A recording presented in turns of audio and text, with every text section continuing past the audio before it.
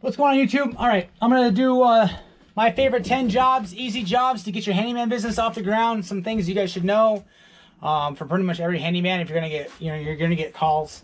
So I'm gonna show you how-to videos on these 10 topics, and this will be the first one. Drywall patching. There's a bunch of ways to do it. This is the way I prefer. There's other ways I also do it. Just depends on the job, but I'll show you this account. Very simple, straightforward. Practice makes perfect, obviously, but let's get to it. Yeah, I'll show you guys what tools are required. All right, so tools for the trade. You're gonna need yourself a something to hold your drywall mud in. You do a little pan. You're gonna need obviously drywall mud, 20-minute mud, you know, overnight mud. It doesn't matter. Depends on your job. 5-minute mud is also recommended, and I use personally 20-minute mud. You're gonna need, depending on the where the patch is, you might need a 45 knife. You're gonna need something small, something medium, and then you can go all the way up. And this is the largest one I have here, just for to skim it and make sure it's flush. Something to measure. You're gonna need a measuring tape to measure your drywall, a straight edge to cut it, a razor knife to actually cut the drywall. Obviously, something you can use to patch. Sanding. Sandpaper, 60, 80, 120. And you go up there, it depends on how fancy you want to get. Obviously, I use a oscillating tool, but you need something to cut out your drywall, to shape it up, to cut out that damaged spot. And then you're also going to need something to clean up. So obviously a vacuum works fantastic for cleaning up drywall dust. And that's pretty much the gist of it. The tools anyway. Let's get to it. Alright, so we've been tasked to basically get rid of these two. So what we're going to do, instead of doing two different patches, we're just going to cut this entire thing out and put one single patch and blend it in. So basically what you're going to need is to measure, just so you know exactly how wide you're going to need to go and how deep. And also you would want to know and make sure what the thickness of the drywall is. This is going to be 1/2 inch, but obviously they make different thicknesses for drywall. So make sure you have the correct thickness drywall, and we're going to get to it. So let's go with, we'll go 7 by 5. 7 by 5 square. All right, so I know my workstation needs a little help here, but basically we have a 7 by 5 hole we're gonna make. So with this patch, you're gonna actually go a little over, because you want to have a lip so you can actually seal it, so you can get a nice, easy patch. You don't need to use any other mesh tape or anything like that. You're using this piece right here as the tape, as everything. You're just using mud and one piece. It just takes away a step. I love it. So 7 by 4 or 7 by 5. So we got 7, and then that's going to be our height. So instead, we're going to get 1 inch off of each side, and then I'm going to go 9 over right here. 9 over, and then I'll cut this. Use your square. Boom.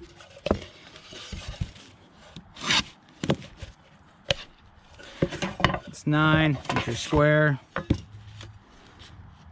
can make really quick work of this.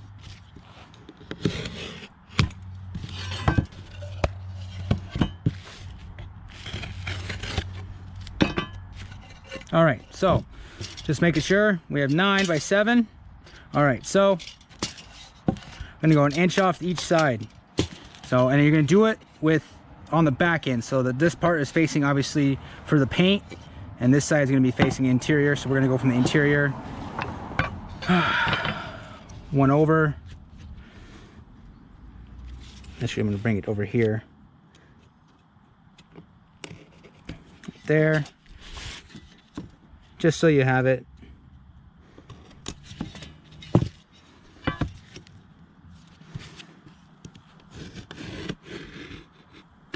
And I could do fast forward, but you guys, if you guys actually want to learn how to do this, this is just, you can fast forward if you want to. So you break it like that, and then you peel the actual piece off. So you leave this piece right here to be adhered to the actual wall itself. So we do the other side as well. boom. Da, da, da, da. One right there. Doesn't have to be perfect, but you know, it helps. There we go. There we go. Crack it. Just be careful peeling it, and if you rip it, tear it, you can either start over or just do a regular patch. And if you get anything there, you can just rub it off, or just get as much as you can off. There we go. All right. Oops. There we go.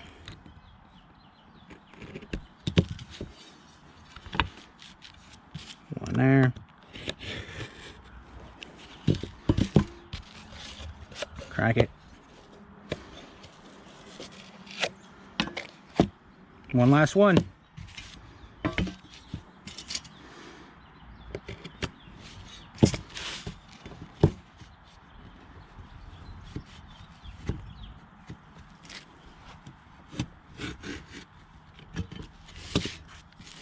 Get a little better.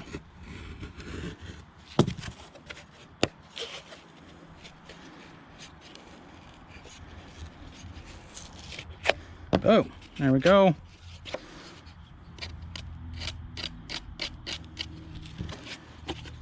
All right. All right, so we're gonna take these plates off, get all the plastic out of here, and it's pretty. I'm just gonna fast forward through this because it's pretty simple. You're just gonna put this up over here, make sure it covers both holes, and you're gonna use the pencil and trace over your line, and then you're gonna use your cutout tool, saw, whatever you have, and cut out the hole. That's basically it, guys. All right, let's do this. All right, guys, this is basically exactly what I told you it was going to be. Just cutting it out. Now you use a hand saw. I'm using my oscillating tool because I know there's no electrical behind, nothing, no plumbing, nothing. So, using power tools makes it really quick, and it saves a bunch of time. So, get this here. You're going to take some of your mud, and you're just going to do a light little. Get a little more. A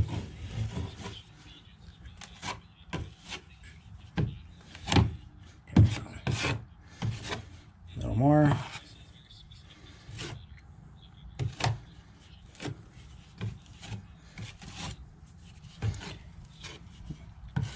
Just a little bit to act like a sealer for the edge of your patch repair.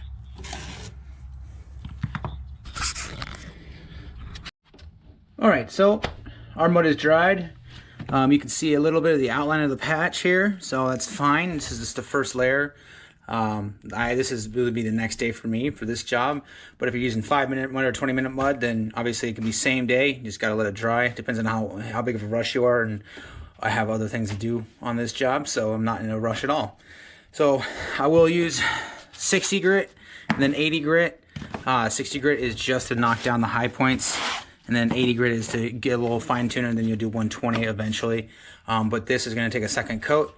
I'm just gonna knock this down, reapply my second coat to get these lines out of here and let it dry. Now the second one, I usually do like a 5-minute or 20-minute mud, or it depends on how bad it is, maybe even the spackle, quick drying spackle, just to get any imperfections out of it, then get it ready for paint. All right guys, here I'm just basically taking my 60 grit, knocking down the main high points, and then reapplying a second coat, 20-minute mud, and then letting it dry. All right, so this layer is all dried up. You can't see the patch outline anymore. It's great. You want to patch it, but you don't want to leave too much mud on there because you have to sand it off and make sure it's blended in correctly. So let's get the sanding, blend this in, and it'll be ready for paint. Painting is a different, sometimes I won't show it in this video because sometimes customers take care of it for you, but you'll have a nice easy patch ready for paint, primer, whatever you want to do. We'll say make sure you protect the floors, carpet, anything like that. This I can just vacuum up and wipe up, but if it's carpet, make sure you put plastic down, and make sure you outlets off if you need to. But that should be pretty much it as far as prep work. We just sand it down and you're good to go. All right, guys, this is my final coat and the final sanding. This is where I take the most time sanding, getting all the high points, but make sure it's blended in correctly. 60, 80, 120 as far as grit I think I used here. So yep, you can just see me just going over everything, and then you take with your fingers and go over and see if there's any edges. If there's any edges, you actually go over again, make sure there's absolutely no edges, and close your eyes and run your hand across it, and you shouldn't feel any transition. You'll feel the new the new patch, but you won't feel any hard transition. All right, sorry for the lighting, but final product should basically be flush. You shouldn't feel any edges anywhere on your patch. So I mean, that's pretty much, you got a little dimple right here. I'm going to have to just spackle that real quick, but you're pretty much done here. Once you're done painting, replace the wall plate, do another quick cleanup everywhere, and you're pretty much done. Now, if you're not including painting, then pretty much you can put the wall plate on and call it a day. Collect your money. Like and subscribe. I'll see you guys on another video. Throw this in real quick. That's pretty much the gist of it. There's other ways, there's 1,000 ways to do a drywall patch, but as far as pricing for this job, obviously my minimum is $149. So if somebody would try, call me up just for this job, it'd be $149. But if I was already there for something else, you're looking at in between $80 to $95 to $100, depending on what I have else to do. Like this job, if I have plenty more things to do, so I can just go to it. Come back to it and keep coming back to it till it's perfect. So cheaper, it'd be on the lower end for sure. So all right, guys, like and subscribe. I'll see you in the next video. Thank you.